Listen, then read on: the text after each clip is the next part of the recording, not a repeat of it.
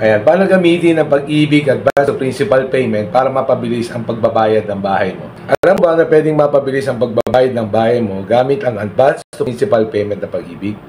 Kung gusto mong makabawas agad ng loan balance at makatipid sa interest, tapusin mo tong video na ito.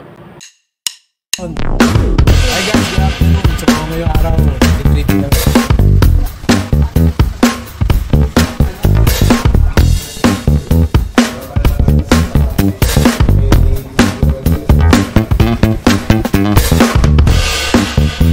Ano ang Pag-ibig Advance to Principal Payment? Ito isang paraan kung saan ang extra payment mo ay direktang mababawas principal loan balance, hindi lang sa interest. Mas mabilis mababawasan ang loan balance mo, kaya mas mabilis mo rin matatapos ang loan mo at makakatipid ka pa sa interest. Sana all. Ito ang 5 step-by-step process kung paano magbayad ng advance to principal kay Pag-ibig. Step 1, siguraduhin updated ang housing loan payments. Hindi ka dapat may miss or delayed payments. Dapat up-to-date ang buwan ng hulog mo.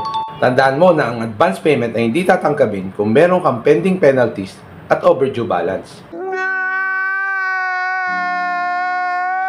Step 2. Maganda ng extra payment pa sa advance to principal. Magtabi ng extra fund bukod sa regular mong monthly amortization. Ang minimum na additional payment na pwede mong gawin ay katumbas ng isang buwan ng hulog o mas mataas pa. Wow naman! Step 3, magpunta ka na sa Pag-ibig branch o gumamit ng online payment. Pag sa branch, pumunta sa pinakamalapit na Pag-ibig branch at pumila sa housing loan payment section. At sabihin mo sa teller na ang extra payment mo ay para sa advance to principal payment. Pag online payment ang pinili mo, mag-login ka sa virtual Pag-ibig mo at piliin ang housing loan payment section. Enter lang ang loan details at ilagay ang extra amount na pangbawas mo sa principal. Siguraduhin mo tama ang reference number ng iyong housing loan. Hindi, wow. Step 4, i-double check ang resibo o payment confirmation. Siguraduhin ang inyong resibo o payment slip ay may nakalagay na advance to principal.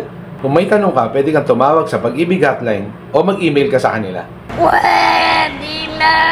Step 5, monitor ang loan balance mo. Regular na i-check ang loan statement mo sa virtual Pag-ibig para siguradong nabawas ito sa principal balance at hindi lang sa interest. At kung may mali sa posting ng payment, agad na mag-report kay Pag-ibig para correct. Hindi totoo yan. Bola lang yan. Ito naman yung mga advantages ng advance to principal payment. Una, mas mabilis matapos yung housing loan mo. Imbis na 20 to 30 years mong babayaran, pwede mo pang mapababa into 10 to 15 years. Pangalawa, makakatipid ng malaking interest. Mas maliit na principal balance, mas maliit na interest ang babayaran mo. Pangatlo, siyempre, mas madaling maging debt-free. Kung gusto mong mapabilis ang pagbabayad ng bahay mo at makatipid ng malaki, gamitin mo itong Pag-ibig Advance to Principal Payment. Huwag mo kalimutan i-share itong video na ito sa iba pang home buyers at mag-subscribe ka na rin sa Jobs TV para sa iba pang real estate tips at updates.